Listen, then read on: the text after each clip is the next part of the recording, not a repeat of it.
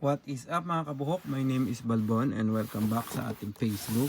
Ayan, showy naman po ang ating i-unbox. Ang ating guest for today ay si Showy X15 na proxy.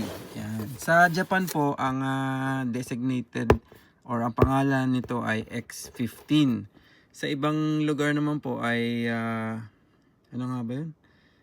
XSPR Pro. Parang ganun, iba yung pangalan, hindi siya X15 eh. Pero physically, halos magkamukha sila. Magkaiba lang ng konti sa sa sizing kasi parang iba yata yung shape nung shell nun. Pero yung kulay, yung design halos same lang. Ayan. Ito po ay X15 Proxy TC10 white red na size large. Yan, unbox po natin. So, pag binuksan po natin yung X15, ang una natin makikita ay meron siyang kasamang dry lens anti-fog. Anti-fog po yan, nagawa ni Showy. Para sa lens po ito kinakabit para hindi nagfa-fog. Pwede nyo ikabit pag nag-uulan, pwede rin naman wala. Yan. Ang X15 meron siyang parang styro para sa protection noong helmet. Yan. Tapos, yan. Ito kasing smoke lens na dark, binili ko lang kasabay nito kaya nasa loob, pero totoo wala siyang kasabay na extra lens. Ayan. Baka sabihin binuburiki natin yung smoke lens. Wala po talaga, nasabay lang siya nung binili ko. Yan, tapos makikita po natin sa ilalim nandito yung mga manuals niya. Ano ba laman ng manual sa loob? Check natin. So, ang X15 may kasama siyang, ito sa baba to kinakabit. Parang ganyan, sa baba siya. Sinusuksok na ganon. Para din chin guard. Tapos meron din siyang parang cover din sa baba rin to para magkaroon ng konting sa hangin. Tapos ito naman ay breath deflector. Dun sa may bandang ilong nilalagay para sa hangin. Ano pa ba?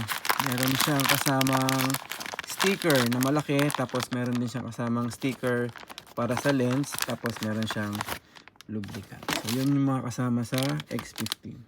So yun, open na natin ang X15 natin. Ito pong X15 ay siya yung flagship na model ng Showy. Yan. So ito po yung Proxy series. Yan. Glossy po yung kanyang finish. Yan, meron dito parang neon red tapos yellow. Yan. At dito merong yellow din, tsaka para mga stripes. So yun, simple lang siya. Yan, ito po. Ito po hindi na siya kailangan ng spoiler kasi ito na po yung pinaka-spoiler niya. Yan, nakasama na po dun sa design yung spoiler. Kung titingnan niyo po yan, oh. Medyo meron siyang hubog doon. Yan, maganda ang feedback dito kasi ma-wide. Pag nakatak ka daw, nakikita mo pa siya, mataas yung entry. Ano pa ba? Magaang. Yan. So, ito po yung Showy X15. Ano ba yung mga bends nito? Dito sa taas isa. Meron siya sa kanan, sa kaliwa. Meron din siya. Das meron din siya ditong sa harapan. Ang bukasan naman niya ay sa gitna. Pinipindot, nakalock siya. Pinipindot. Tapos ang kanyang lens ay parang ilan ba to? Ilang andana? Isa, dalawa, tatlo, apat, lima, anim. Basta ayan, madami siya. Madami siyang andana kung gusto niyo lang nakalock. Hindi katulad ni Aray. Si Aray parang dalawa lang yata eh. Tapos ang stock lens niya, merong kabitan ng tear off kung kayo magta-track or kung kailangan niyo maglagay ng tear off.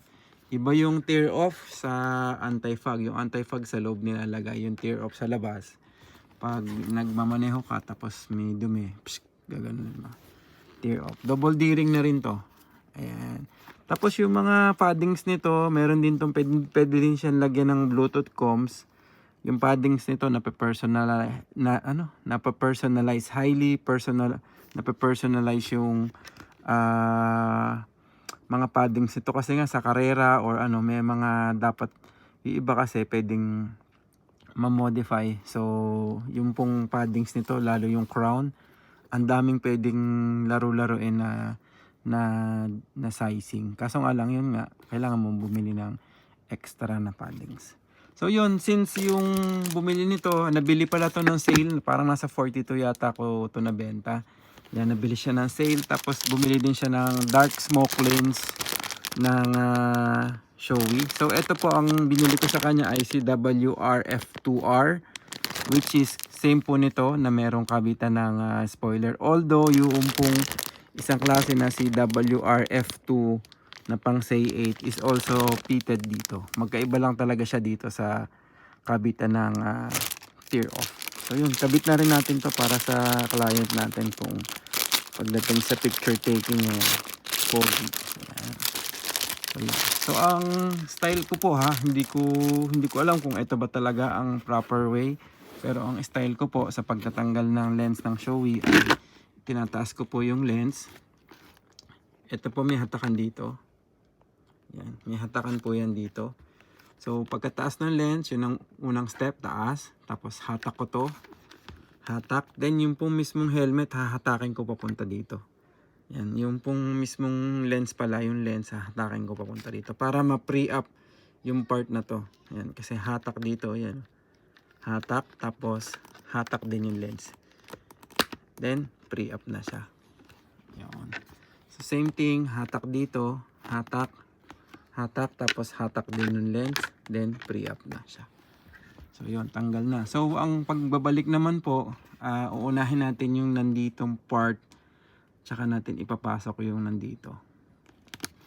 So, ganun po Unahin ko muna yung dito. Yan. Hatakin ko, hatak. Unahin ko yung dito, tapos hatakin natin. Makikita nyo gumagalaw, di ba? Ayan o.